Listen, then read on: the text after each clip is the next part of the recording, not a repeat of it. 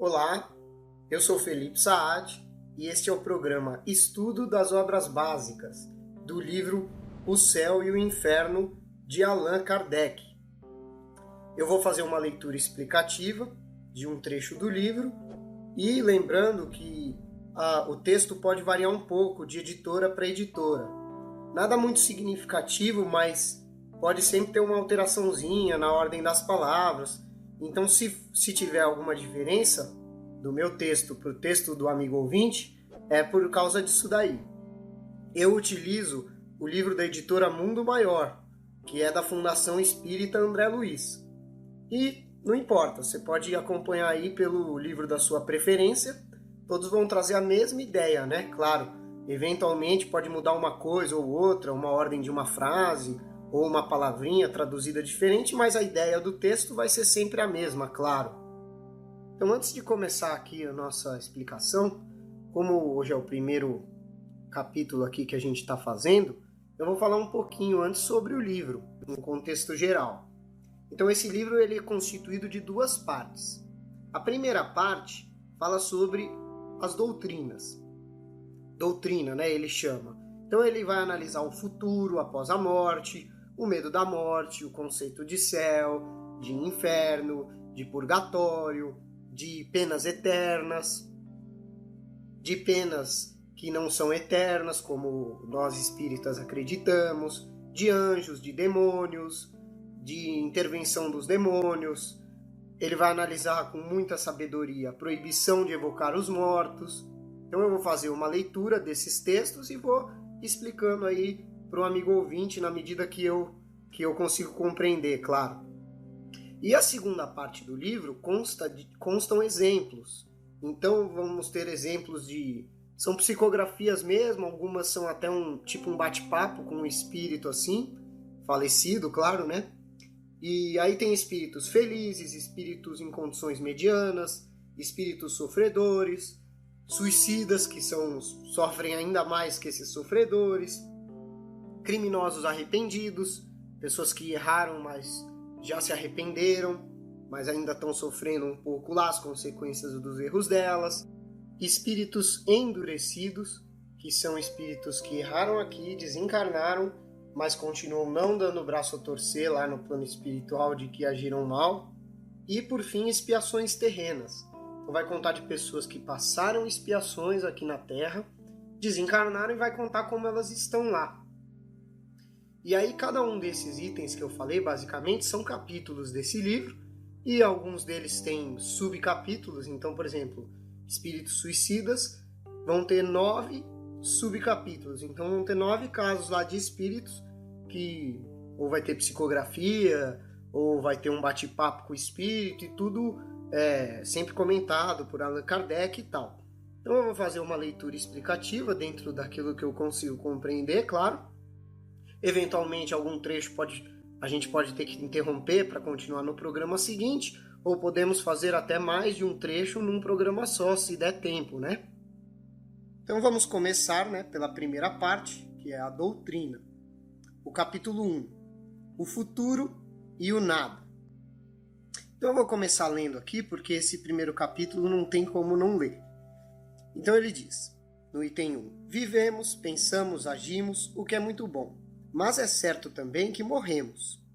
Claro, né? A gente sabe que não tem como não morrer. Deixando a Terra, aonde iremos? Em que nos transformaremos? Seremos melhores ou piores? Seremos nós mesmos ou não? Ser ou não ser? Vale a pena pensar que essa é uma alternativa. Ser para sempre ou nunca ser. É tudo ou nada. Ou viveremos eternamente, ou seja, ou a vida continua após a morte, ou tudo está acabado, sem volta, ou seja, acabou e fim de papo, não tem nada de vida espiritual e a gente está aqui apenas pelo acaso, né? Todo homem tem necessidade de viver, de aproveitar a vida, de amar, de ser feliz. Diga a uma pessoa que sabe que está para morrer, que ela ainda viverá ou que sua hora foi protelada, ou seja, pega alguém que está muito doente para desencarnar, para morrer, e fala para ela que ela vai continuar vivendo ou que ela ainda teve a hora dela de partir foi adiada. Diga-lhe, sobretudo, que ela será mais feliz do que nunca, e seu coração pulará de alegria. Ou seja, além de viver mais, ela vai ser muito feliz como nunca foi. Ela vai ficar muito contente, claro.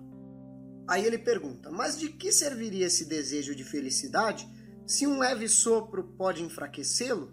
Ou seja, se simplesmente essa alegria toda, com qualquer incidente, a pessoa morresse e ele acabasse de vez, eternamente, como diz a doutrina que a gente vai analisar daqui a pouco. De que serviria essa felicidade se tudo vai acabar de repente, assim, num leve sopro, como ele fala? Há algo mais desesperador do que a ideia de destruição absoluta, ou seja, existe algo pior que nos traga mais agonia do que pensar que após a morte não tem nada? É isso que ele está dizendo aqui com essa frase. Então ele cita afetos puros, ou seja, aqueles que você gostam e que gostam de você. Inteligência, que é a sua capacidade de raciocinar, de pensar e tudo mais. Progresso, ou seja, todas as coisas que você melhorou, que você se esforçou para ser melhor e conseguiu. Conhecimento adquirido com muito trabalho, ou seja, estudando, trabalhando, você adquiriu conhecimento, né? Aprendeu coisas, tudo seria quebrado, tudo se perderia. Então você morre e acabou. Fim de papo. O que você tinha e não quiser agora não tem mais. Seria inútil a necessidade de se esforçar para ser melhor. Por quê? Você vai se esforçar para ser melhor. Aí você morreu de repente e acabou. Não adiantou nada você procurar ser melhor. De se conter para reprimir paixões. O que é reprimir paixões? São as nossas más tendências. Então, reprimir um vício, qualquer tipo de vício, na verdade, qualquer coisa que seja um pouco desregrada também. Então, às vezes não é um vício, mas é algo que você faz de maneira desregrada. Não é muito bom. Então, de que adiantaria você reprimir essa paixão ruim, essas coisas ruins, se você vai morrer e de repente acabou tudo? Não ia adiantar de nada. De se esforçar para aprimorar o espírito. Também nada. Você ia ficar se espiritualizando, tudo, mas aí você morre e acabou. Fim de papo. Então não adianta nada. Se nada rendesse frutos, e talvez amanhã tudo isso, a nada mais servisse. Ou seja, amanhã você morre por qualquer motivo, e aí de repente tudo isso que você conquistou, você perdeu. Então lógico que não ia adiantar de nada essas coisas, como ele disse no começo da frase aqui. Seria inútil. Uma intuição secreta diz que não é possível que a sorte de um homem com preocupações pelo futuro seja 100 vezes pior do que a de uma pessoa rude, que vive inteiramente o presente, satisfazendo-se materialmente sem outras aspirações. Ou seja, uma intuição forte e interna, ou seja, algo que a gente já tem intuitivamente, sem nem entender direito o porquê e como, já nos diz que é impossível uma pessoa com preocupações no futuro, ou seja, alguém que pensa na vida espiritual, que pratica o bem e tudo, tem um futuro pior, ou na verdade igual, né? Porque se nada existe, os dois vão ter o mesmo futuro igual, que seria o nada. De alguém que fica apenas se satisfazendo no presente, se satisfazendo materialmente, sendo egoísta, sendo orgulhoso, pisando nas pessoas, só vendo o lado dele e tudo mais. Vamos para o item 2. O item 2, ele já, logo no começo, ele faz uma nota, né, o tradutor, sobre nihilista. Então, nihilista é o adepto de uma corrente filosófica que parte do conceito do nada, né? Então, eles negam qualquer valor aos seres, qualquer tipo de espiritualidade e a existência de Deus. Ele fala que foi uma corrente muito adotada por filósofos alemães e russos a partir do século XVII. E um dos maiores representantes dessa escola é Nietzsche, que disse inclusive a frase "Deus está morto", né? Então, vamos voltar para o texto aqui, agora que eu já expliquei o que é a corrente nihilista. Sendo nihilista um homem forçosamente concentraria suas ideias na vida presente, ou seja, um homem que acredita nessa corrente filosófica, lógico que ele vai concentrar tudo que ele puder na vida presente atual. Aí ele continua. É lógico que não poderia se preocupar com o futuro, do qual nada espera. Exato, não tem nada para ele após a morte, então para ele isso deixa inclusive de ser uma preocupação. Esta atenção apenas ao presente, dirigida exclusivamente a si mesmo, é um poderoso estímulo ao egoísmo. Claro, né? Porque se essa pessoa só vai pensar na vida presente, nisso aqui, nessa vida encarnada, se para ela isso é tudo, então ela vai correr atrás de se agradar, né? De conquistar cada vez mais prazeres e mais posses. Então, como o texto diz, isso vai ser um poderoso estímulo ao egoísmo, claro, porque ele vai só pensar nele, ou seja, um grande egoísta. E aí o texto continua: o incrédulo gira em torno de si mesmo, porque acha que tudo vai acabar. Aproveitemos o máximo possível a vida enquanto estamos aqui. Aproveitemos rápido, porque não sabemos quanto vai durar. Então, exatamente, esse cara que acredita nessa corrente, que é o que o texto chama de incrédulo, ele vai pensar em aproveitar ao máximo, primeiro, porque ele só vai pensar nele. E segundo, porque ele não sabe quanto vai durar. Afinal, todos nós não sabemos quanto vai durar, né? Aí ele finaliza o parágrafo. Essa atitude é ruim também para a sociedade, porque vive o cada um por si, em busca da felicidade a qualquer custo. Então, como sociedade, isso é ruim, porque a gente para de pensar no outro, no vizinho, no amigo, no parente. A gente vai pensar só em si. Então, isso também é ruim para a sociedade, porque cada um vai pensar na sua própria felicidade a qualquer custo, deixando os outros de lado. Aí ele diz: se o respeito humano modera a ação de algumas pessoas, que freio teriam aqueles que em nada creem? Ou seja, aquele que não acredita também, além de não acreditar em nada, ele não acredita nem na lei humana. Para estes, a lei humana só atinge os pouco espertos. Ou seja, você vê que ele não acredita nem nessa justiça humana, né? Ele já não acredita que exista nada. E ainda acha que a lei humana só atinge, só freia aqueles que não conseguem ser tão espertos, tão malandros. E dedicam sua energia para criarem meios de se esquivarem da lei. Ou seja, eles gastam seu tempo, sua inteligência, pensando em como burlar a lei sem ser pego, né? Ou aprontar alguma coisa sem que a justiça e a polícia descubram. Portanto, a doutrina do niilismo é antissocial e rompe os laços da solidariedade e da fraternidade, verdadeiros fundamentos das relações sociais.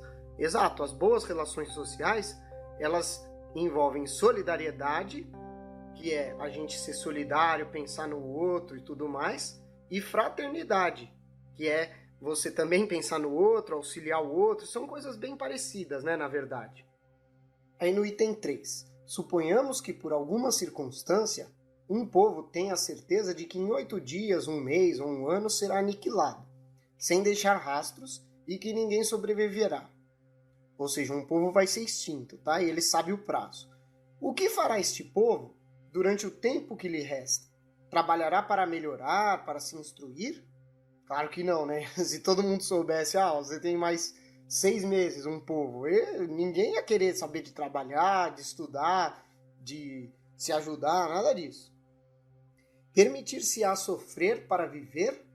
Respeitará os direitos, os bens e a vida de seu semelhante? Submeter-se-á às leis, a qualquer autoridade? Sentir-se-á obrigado a qualquer dever? Certamente não, ou seja, o cara que souber disso, ele não vai respeitar o direito do vizinho dele, não vai respeitar os bens, a vida, qualquer coisa que ele puder fazer para proveito próprio, né, para se beneficiar, ele vai fazer, vai se sentir ele fala submisso a qualquer autoridade ou obrigado a cumprir a lei ou qualquer dever? Não, né? Exatamente, o cara só vai querer curtir esses últimos meses que ele tem de vida, né? Tanto o povo quanto o indivíduo. Aí ele continua: bem, isso não acontece para um povo que a doutrina do niilismo realiza isoladamente a cada dia. Ou seja, isso não acontece para um povo, felizmente, né? Mas ela age isoladamente a cada dia, né? Em indivíduos, poucos indivíduos. As consequências, portanto, não são tão desastrosas como poderiam ser. Ou seja, o niilismo não afeta tanto a sociedade quanto poderia, se ele realmente se espalhasse. Até porque a maior parte dos que se dizem incrédulos os fazem mais por presunção do que por verdadeira incredulidade. Ou seja, ele não faz, não é porque ele não acredita mesmo. Na essência, se a gente pudesse ir lá no fundo do sentimento dessa pessoa, a gente ia descobrir que ele não é incrédulo porque ele realmente não acredita em nada. Ele só é orgulhoso mesmo, é uma presunção da parte dele. Eles têm mais dúvidas do que convicções. Ou seja, ele tem mais dúvida dessa incredulidade do que certeza, né? Parecer um espírito forte lhes afaga o amor próprio, ou seja, se fazer de forte, de incrédulo, de se achar superior, de recusar a existência de um ser supremo e superior a nós, como Deus, como os espíritos já mais evoluídos, esse tipo de coisa afaga, ou seja, alimenta o seu amor próprio, que no caso é o orgulho, né? Os verdadeiramente incrédulos são uma minoria, reprimidos e restringidos por opiniões contrárias às suas, ou seja, são muito poucos que realmente são verdadeiramente incrédulos, né? E eles acabam ficando reprimidos, né? Porque a maioria das pessoas discorda deles, né? Então eles são muito poucos para causar um estrago social muito grande. Mas, se a incredulidade absoluta se tornasse a opinião da maioria, a sociedade se dissolveria, ou seja, se a maioria das pessoas adotasse essa incredulidade, a sociedade com certeza ia se acabar, porque todo mundo ia parar de ajudar todo mundo, ninguém ia ligar para ninguém, você ia estar no metrô, sentado numa cadeira, chegava um idoso, você não ia levantar, chegava um deficiente físico, você não ia levantar. Eu, inclusive, sempre digo para o pessoal que não precisa estar no assento preferencial para levantar. Todo assento é preferencial. Se chegou alguém que necessita de cuidados e você tem uma boa condição física, está com saúde, levante para o idoso, levante para a criança, para quem quer que seja, para a moça grávida. Isso é muito importante. É uma coisa que o niilismo iria, com certeza, destruir na nossa sociedade. E aí ele põe uma outra nota aqui e eu vou explicar essa nota com as minhas palavras. Então, essa nota é do próprio Allan Kardec. Ele conta a história de um jovem que tinha 18 anos e tinha uma doença cardíaca incurável na época. E os médicos disseram para ele que ele poderia morrer em 8 dias ou em 2 anos, mas que com certeza mais do que 2 anos ele não ia viver. E aí ele, com essa informação, o que ele fez? Ele largou os estudos, claro, porque para que ele vai estudar se ele não vai conseguir ter um emprego bom após alguns anos? Ele vai morrer antes disso?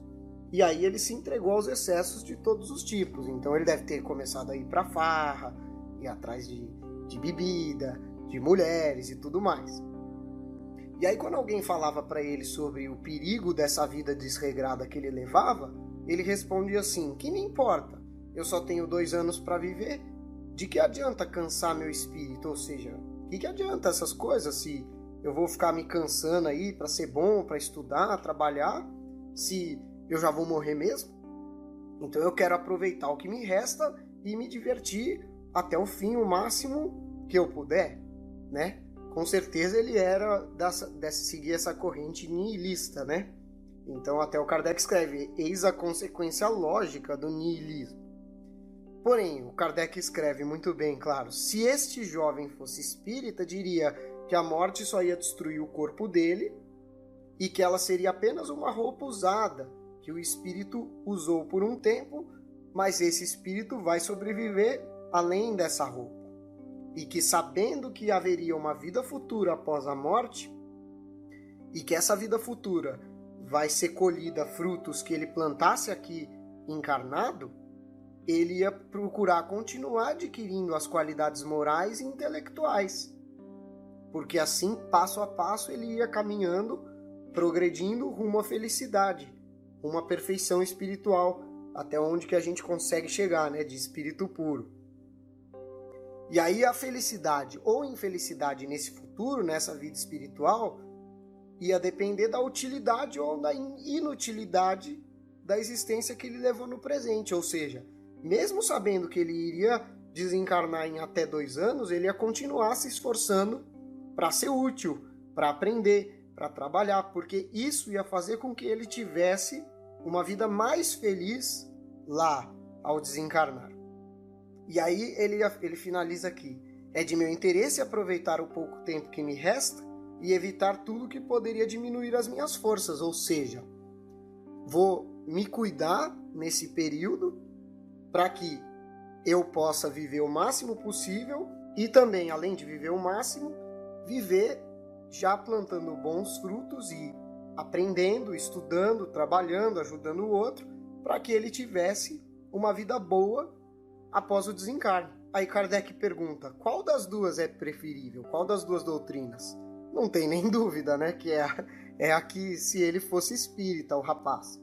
Inclusive, muitos recebem às vezes esse tipo de, vamos dizer, sentença, né, de morte, só que a gente sabe que se a pessoa se esforçar, dependendo de como ela agir, se ela estiver trabalhando no bem e tudo, existem vários casos de pessoas que viveram muito além desse prazo, né? E outra, mesmo que ele tivesse vivido menos que esse prazo, né? Se os médicos tivessem acertado, só que ele, às vezes, com essa vida desregrada, ele cometeu um suicídio indireto, ou seja, ele antecipou a data da morte dele, como a gente tem o caso famoso do André Luiz, que chegou no umbral, ele desencarnou bem antes devido à bebida, fazia sexo, adquiriu sexo com várias parceiras, né, e tudo, ele adquiriu doença sexualmente transmissível, bebia muito, fumava e tudo, ele acabou desencarnando antes da hora, e aí ele chega no plano espiritual como um suicida indireto.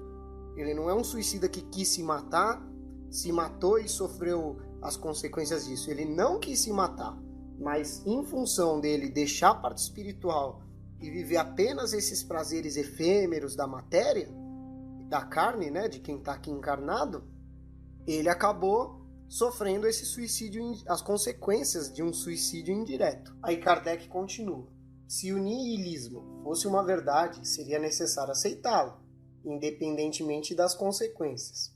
Não haveria pensamentos contrários, nem a ideia dos males que ele acarretaria que o impedisse. Ou seja, se fosse de fato verdadeiro, ninguém ia ter outra ideia contrária. Mas a gente intuitivamente já vê que é errado, né? Essa ideia é absurda. Aí ele prossegue: ora, é necessário não ignorar que o ceticismo, ou seja, não acreditar em nada, a dúvida, ou seja, ter dúvida, né, se existe alguma coisa espiritual, a indiferença, ou seja, não ligar, pessoas que não ligam para a parte espiritual da vida delas, ganham mais espaço a cada dia. Então não dá para negar que essas coisas estão cada dia mais presentes, apesar dos esforços da religião.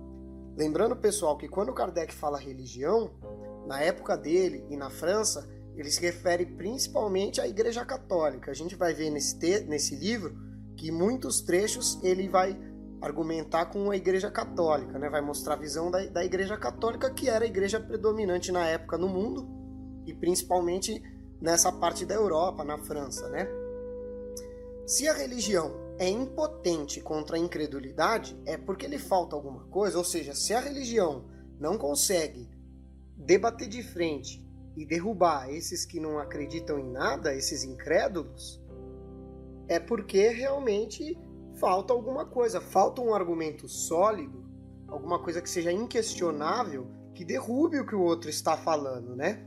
E era o que a igreja fazia naquela época, e a gente vai ver ao longo desse livro que ainda hoje algumas igrejas ainda fazem, ela vai ser ultrapassada, claro. Então o que falta à religião neste século de positivismo? E aí a editora faz uma nota referente, explicando o que é a doutrina positivista. Ela explica que é uma doutrina que prioriza o uso da razão, da experiência imediata e de uma análise objetiva, ou seja, uma análise direta e analítica, ou seja, não de opiniões, mas dos resultados efetivos que a experiência trouxe. Então, enfatiza os métodos da ciência para resolver os problemas da vida. Então, num século onde a ciência vem trazer tantas coisas, como foi no século XIX, que foram os anos 1800, né? Onde viveram, né, diversos autores geniais, trouxeram muitas coisas para a ciência, na astronomia, Charles Darwin na biologia e na geologia, Allan Kardec na parte espiritual. Então, o que falta para a religião num século desse, né, em que se quer compreender antes de acreditar? Ou seja, antes da gente acreditar em algo que alguém fale, a gente quer compreender, a gente quer entender o que foi dito. Então, são fatos positivos que confirmem as doutrinas. Então, é isso que falta para as igrejas. Faltava naquela época e ainda hoje falta para muitas. E aí ele conclui aqui, o Kardec. Falta também a concordância de certas doutrinas com os dados positivos da ciência.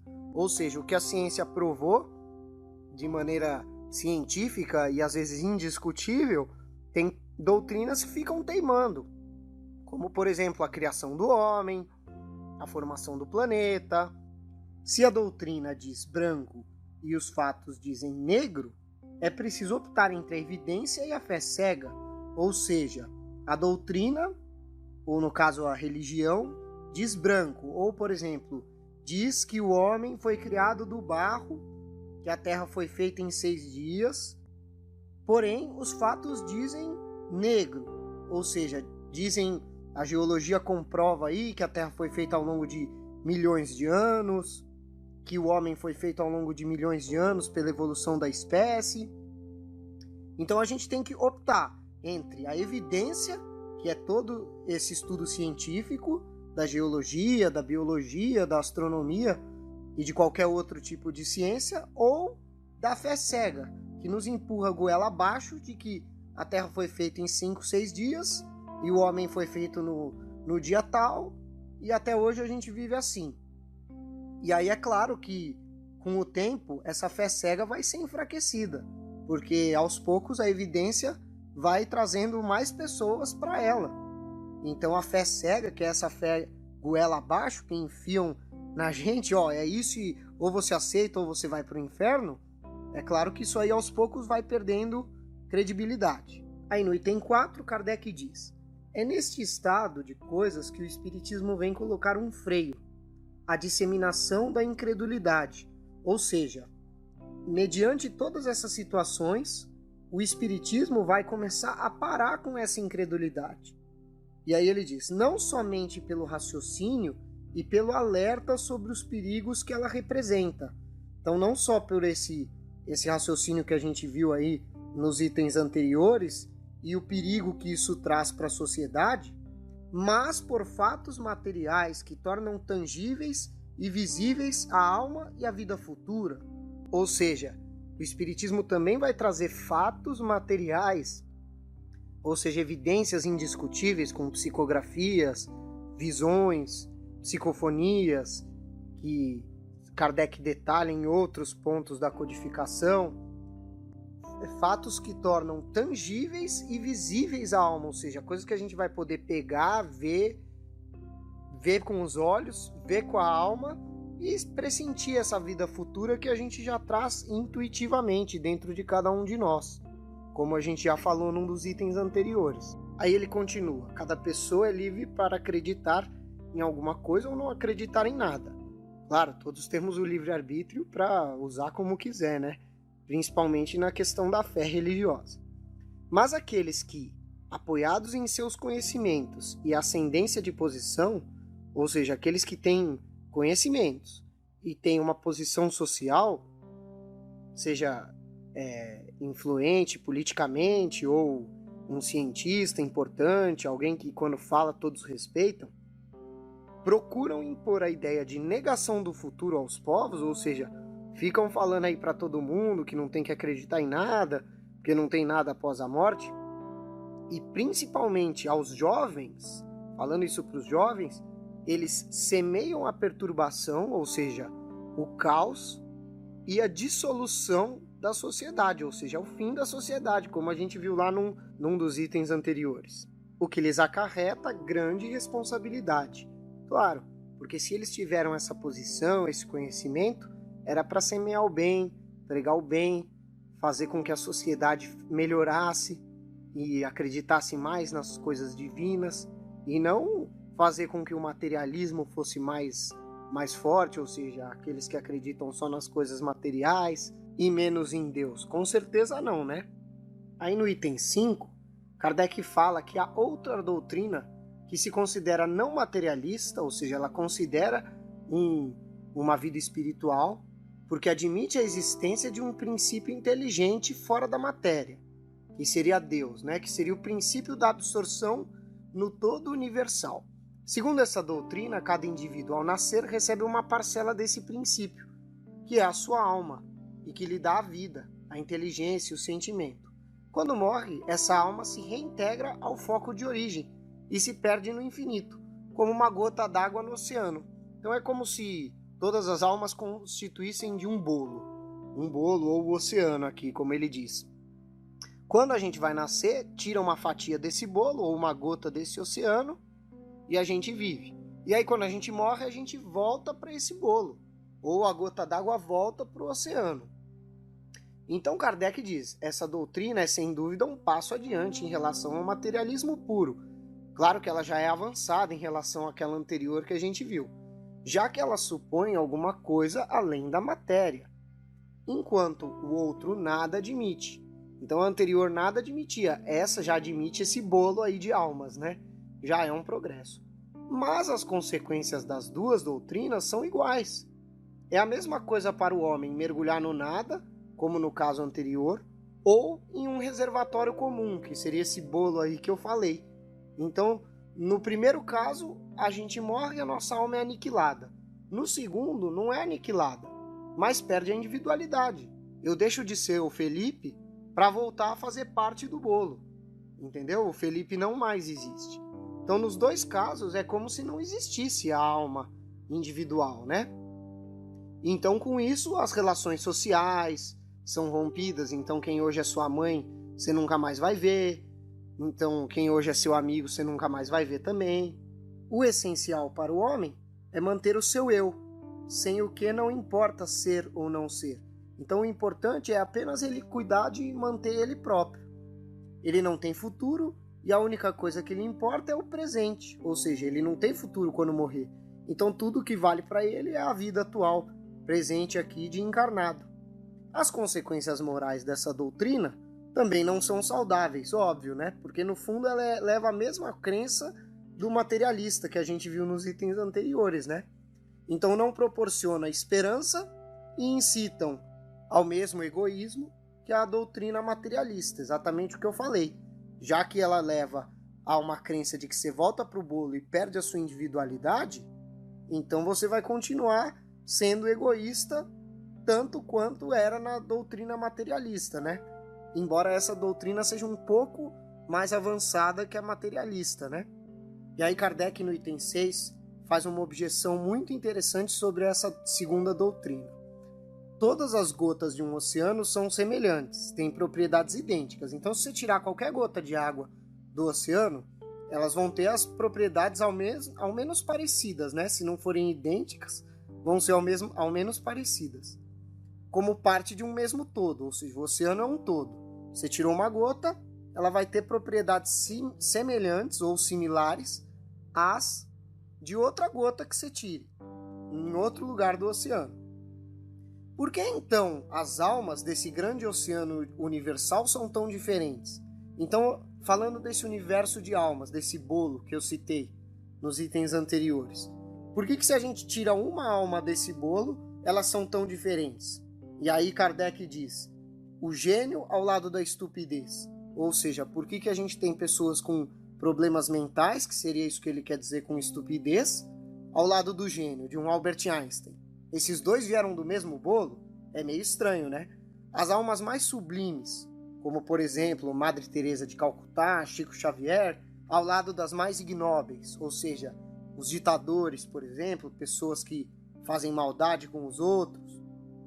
E aí ele cita características, a bondade, a doçura, a mansidão, ao lado da maldade, da agressividade e da barbárie.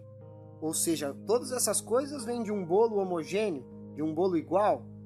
Não tem como, né? Você pega um pedaço e ele é bom, o outro pedaço do bolo é ruim. Se é o mesmo bolo, não dá. Ou o bolo está inteiro azedo ou o bolo está inteiro gostoso. Como parte de um mesmo todo homogêneo. Poderiam essas almas ser tão diferentes entre si? Ou seja, isso que eu falei, um mesmo bolo, ele pode ter um pedaço azedo e um pedaço doce? Não, né? Ou tá todo doce ou tá todo azedo. Aí ele pergunta muito bem, pode-se dizer que a educação que as modifica? Mas então de onde vêm as inteligências precoces? Que a gente vê aí crianças muito inteligentes, os instintos bons e maus, que a gente já vê também em crianças, independentemente de toda a educação, e frequentemente tão pouco harmônicos com o meio em que se desenvolve. Ou seja, não dá para dizer que essas diferenças de inteligência e de cultura e de bondade vêm da educação. Primeiro porque alguns já nascem bons ou maus, como a gente observa, principalmente nas crianças. E que isso independe da educação. Tanto que a gente vê irmãos com a mesma educação, o mesmo colégio, os mesmos pais, e um às vezes vai para o mundo do crime e o outro é um exemplo de boa pessoa, trabalhador e tudo mais. E sem falar também que às vezes o meio, né, em que eles vivem são pouco harmônicos com essa situação. Então a gente vê aí muitos gênios da humanidade, né, pessoas que desenvolveram teorias muito importantes, que não tiveram muito estudo, alguns tinham muitas dificuldades, né? Então, se isso aí viesse só da educação e do meio em que eles foram criados, esses casos também não existiriam. E aí Kardec dá um checkmate nessa questão no último parágrafo desse item. Ele diz que a educação, claro, modifica as qualidades intelectuais e morais da alma. Então aqui se coloca outra questão. Quem dá a esta alma educação para progredir? Então você tem o indivíduo que encarnou e ele vai ser educado e com isso vai melhorar sua parte intelectual, sua inteligência e sua parte moral. E aí ele pergunta, mas quem vai educar essa criança para que ela progrida? Outras almas, né? Que é um professor, é uma outra alma. Só que esse professor tem uma origem comum. A origem dele é o mesmo bolo que essa criança. Então ele não pode estar mais adiantado que ela. Ele estaria no mesmo nível que ela, né? Claro que eu falei professor, pode ser o professor da escola, mas também pode ser os pais, os irmãos, um amigo, quem quer que esteja educando a outra pessoa, né? E aí, além disso tudo, a alma, ao se reintegrar ao todo universal que lhe deu origem, volta aperfeiçoada, ou seja, essa criança vai viver mais desenvolvida, vai desenvolver a inteligência e a moralidade e vai voltar para o bolo. Só que ela volta melhor do que ela veio, certo? E aí, ao longo desse tempo, o todo, ou seja, esse bolo aí, ele ia ser modificado e para melhor, né? Então, como que ele ia poder, se ele está sendo sempre melhorado, como ele ia continuar gerando almas ignorantes e perversas?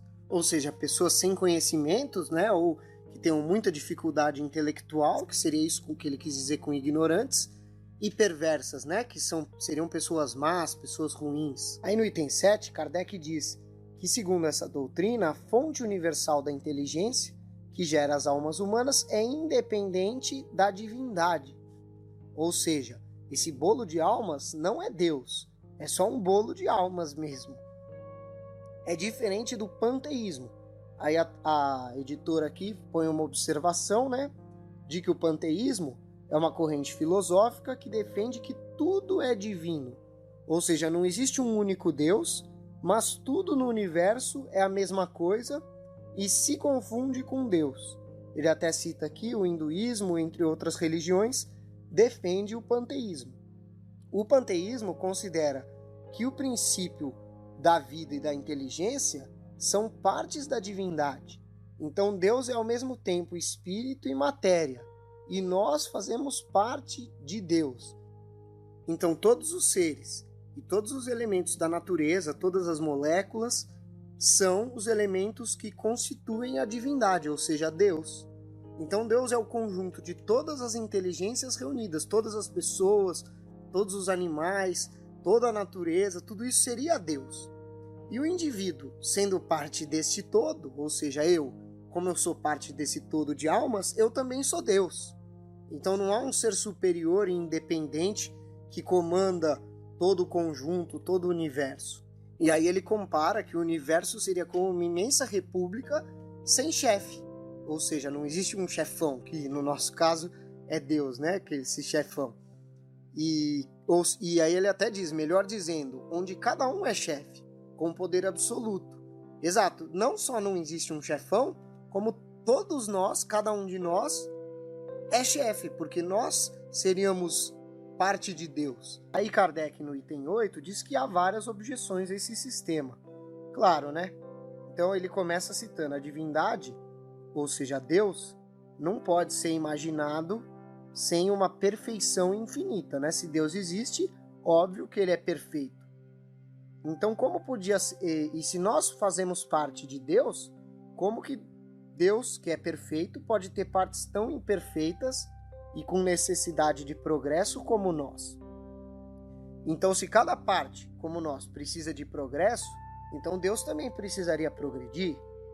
E aí, se Deus precisa progredir, sempre progredir desde o início dos tempos, então ele era muito imperfeito lá atrás, quando tudo começou. Então, um ser imperfeito, que é formado por vontades e ideias tão diferentes como as nossas, né? Cada pessoa tem ideias e vontades bem diferentes uma da outra. Como que ele poderia ter feito leis tão harmoniosas e perfeitas com uma unidade tão admirável de sabedoria e previdência que regem o universo? Seria impossível, né? Se ele fosse tão defeituoso quanto nós somos hoje. E mais ainda, como nós éramos lá atrás, ele não teria capacidade de criar um universo tão perfeito, tão harmonioso, né? Até porque, imagina, se nós mesmos que fizemos essas leis da natureza, eu ia querer pôr chuva, o outro não, um ia querer ter 2 sóis, o outro um só, o outro nenhum. Então isso seria absurdo, né? A gente nunca ia chegar num consenso, né? Tantas pessoas, tantas almas, né? Nunca iam chegar num consenso. E aí ele ainda finaliza dizendo que se todas essas almas são parte da divindade e que todas elas participaram das leis da natureza, como eu falei aqui, essa questão da chuva e do sol, como que elas se queixam dessas leis que elas mesmas fizeram? Ou seja, nós mesmos somos parte de Deus. Então nós criamos as leis. Então a gente criou a lei que rege, por exemplo, a chuva. Aí a gente vai e reclama, nossa, hoje está chovendo. Não tem sentido, né? A gente reclamar de uma lei que nós mesmos criamos. Aí Kardec põe uma frase muito boa aqui.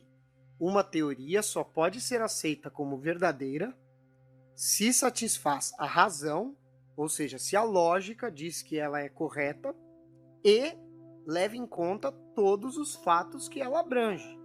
Então ela considera todos os casos. Se um só fato a contraria, ou seja, se um só fato não está dentro do que essa teoria explica, então ela não contém a verdade absoluta. E aí no item 9, Kardec diz que do ponto de vista moral, as consequências dessa teoria panteísta também não são lógicas. Primeiro, porque as almas são absorvidas pelo todo, né, pelo bolo lá universal. Mas alguns panteístas admitem que ela conserva sua individualidade ao morrer. Então eu morro e continuo sendo Felipe, mas eu faço parte de Deus. E aí o Joãozinho, que pensa totalmente diferente de mim, ele também morre, ele também volta para o mesmo bolo que eu, e ele também faz parte de Deus. Então, como eu falei lá sobre a questão da chuva e do sol, Deus não tem uma vontade única. Ele vai ser um composto de várias vontades. É a minha vontade, a do Joãozinho, a do amigo ouvinte, a da pessoa que está lá na Índia e de todo mundo. E aí ele finaliza dizendo que se todas as almas são parte integrante aí desse bolo e que esse bolo é Deus, então nenhuma delas é dominada por uma força superior. Ou seja, não existe uma hierarquia.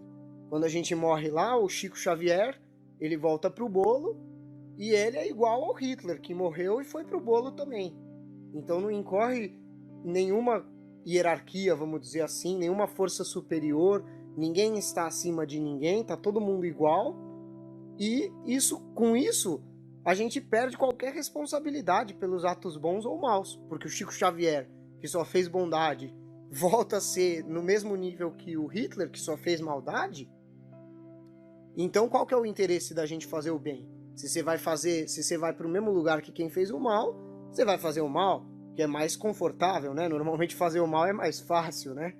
Então, essa doutrina, como Kardec disse, é mestre soberana, ou seja, ela é a maior ensinadora para que a gente faça o mal impunemente. Aí no item 10, Kardec fala que esses sistemas todos que a gente citou, eles não só não satisfazem a razão, então a lógica já mostra que elas estão erradas, como a gente já debateu aqui, elas não satisfazem as nossas aspirações, ou seja, o que a gente espera, né, de uma vida futura, e elas ainda esbarram em dificuldades que não tem como a gente ultrapassar. Ele diz aqui intransponíveis. Então, por quê? Porque elas são impotentes, ou seja, não têm capacidade de responder às questões que se colocam, né? Então, como vocês viram, muitas coisas ficam sem lógica ou sem resposta. Então, sobra a nós 3 alternativas. Resumindo, o nada, ou seja, morreu e não tem nada, a absorção, ou seja, morreu e voltou para o bolo, ou a individualidade da alma antes e após a morte. Então, morreu, eu morro e continuo sendo Felipe. O amigo ouvinte morre e continua sendo o amigo ouvinte. A Mariazinha morre e continua sendo a Mariazinha.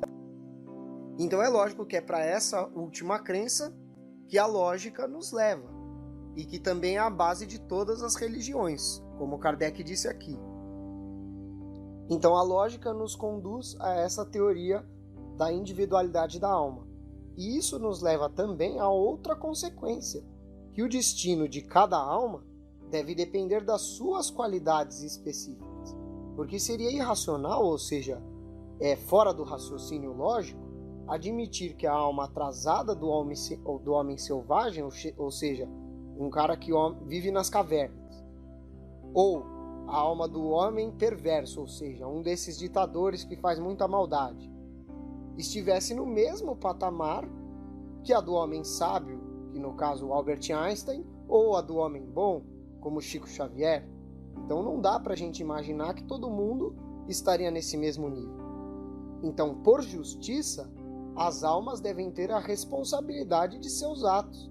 Então, para que haja uma justiça divina de Deus, cada um vai ter a responsabilidade em cima dos atos que cometeu. E para que a gente seja responsabilizado pelos nossos atos, é necessário que a gente possa escolher entre o bem e o mal. E para isso a gente precisa do livre-arbítrio. Porque se não é o livre-arbítrio, então eu que escolho se eu vou atravessar a rua ou ir mais para o lado. E aí eu atravesso a rua e morro, sou atropelado e morro, foi meu livre-arbítrio que me fez atravessar a rua, né? Se eu não tivesse esse livre-arbítrio, quem me fez atravessar a rua? Seria uma fatalidade. Ele atravessou porque era uma fatalidade, ele tinha que atravessar e ele atravessa não porque ele decidiu, mas porque ele estava sendo, entre aspas, mandado, como se fosse um bonequinho. Então, só que aí se tem fatalidade, então eu não tenho a responsabilidade sobre eu ter sido atropelado, né? Claro que numa situação onde eu não deveria atravessar, né? Então eu fui atravessar num lugar perigoso, foi meu livre-arbítrio que decidiu. Aí eu fui e morri, então foi meu livre-arbítrio que me levou a isso, não a fatalidade. Aí no item 11, Kardec fala que todas as religiões admitem, né, que o destino nosso após a morte vai ser feliz ou infeliz. Então vão haver penas, né, infeliz no caso, ou gozos, que seriam alegrias, no futuro. E que isso se resume na doutrina do céu e do inferno, encontrada por toda parte aí nas religiões. E aí vão ter 2 diferenças essenciais entre as religiões. A primeira vai ser como é mesmo esse sofrimento, esse castigo, ou como é esse mérito de ir para o céu, esse benefício. Elas variam um pouco. E a outra são as condições que levam essas almas a ir para o céu ou a ir para o inferno. E aí questões contraditórias de cada uma das religiões deram origem a cultos diferentes. E cada culto impôs deveres diferentes. Então alguns cultos honram a Deus de uma maneira e outros de outra maneira. E aí, de acordo com cada uma delas, a maneira delas é a correta de honrar a Deus para alcançar o céu. E você indo para o céu, você evita ir para o inferno. Mas aí cada uma impõe algumas condições.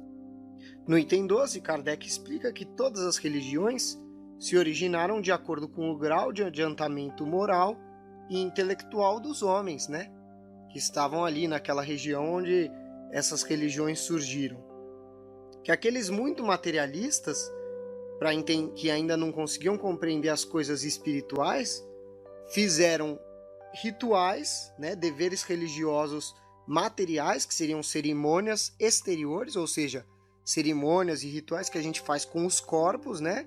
Tipo acender um não sei o que, pular não sei quantas vezes. E que isso por muito tempo satisfez a razão do homem, porque era o que a nossa inteligência nessa época conseguia compreender.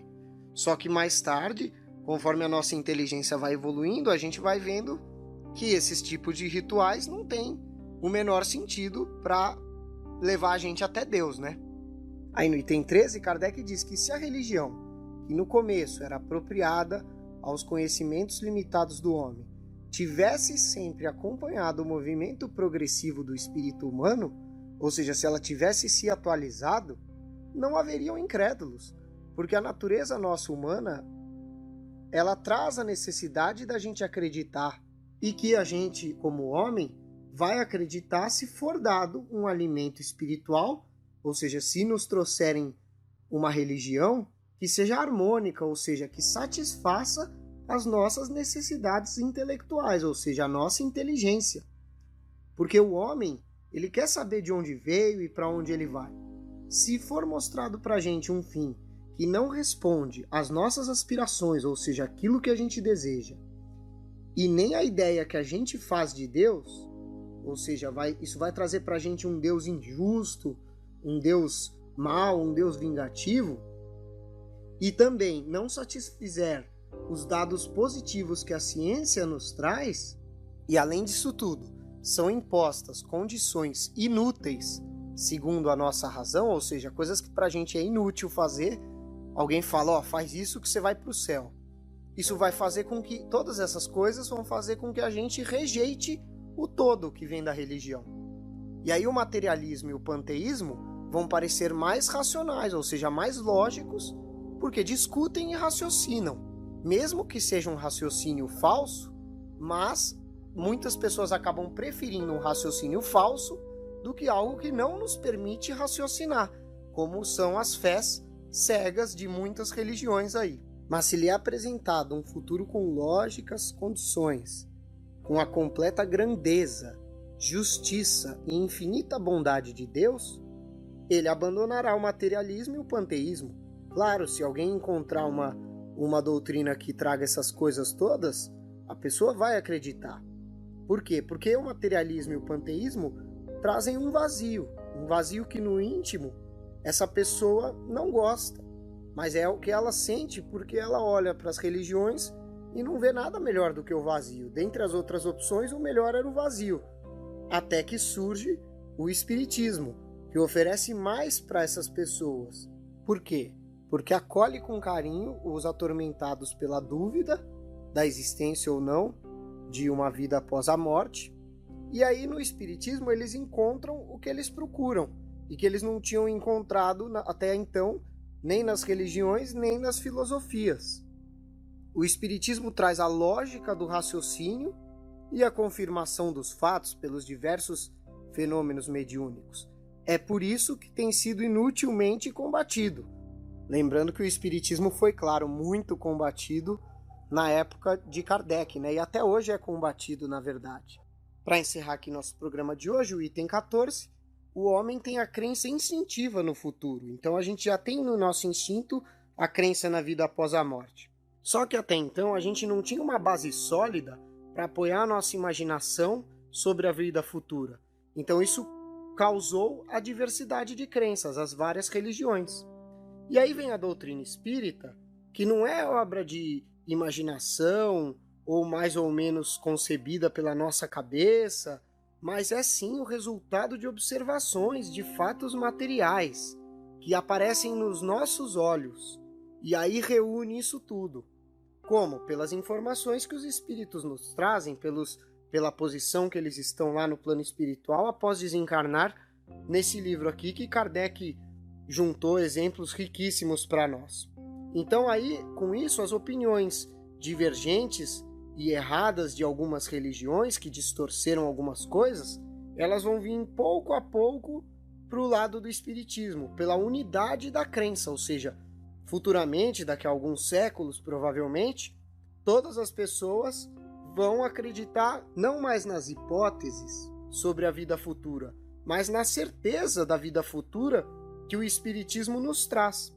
E aí ele conclui que essa unificação relativa do destino das almas após a morte, ou seja, quando todos aceitarem essa ideia que o Espiritismo nos traz, vai ser o primeiro ponto de aproximar todos os cultos, todas as religiões, e que isso vai ser um passo enorme à tolerância religiosa de início, ou seja, vai fazer com que todas as religiões se aceitem, e mais tarde, alguns séculos depois, provavelmente, para a fusão, ou seja, todas as religiões vão ser convertidas numa só.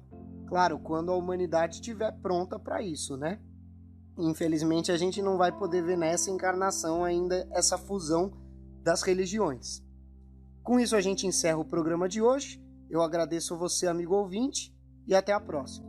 Que Deus, nosso Mestre Jesus e os Espíritos elevados nos iluminem e nos abençoem. E que assim seja. Curta e compartilhe este vídeo. A maior caridade que podemos fazer pela doutrina espírita é a sua divulgação. Assim daremos a oportunidade para os outros conhecerem também o Espiritismo. Até a próxima, amigos.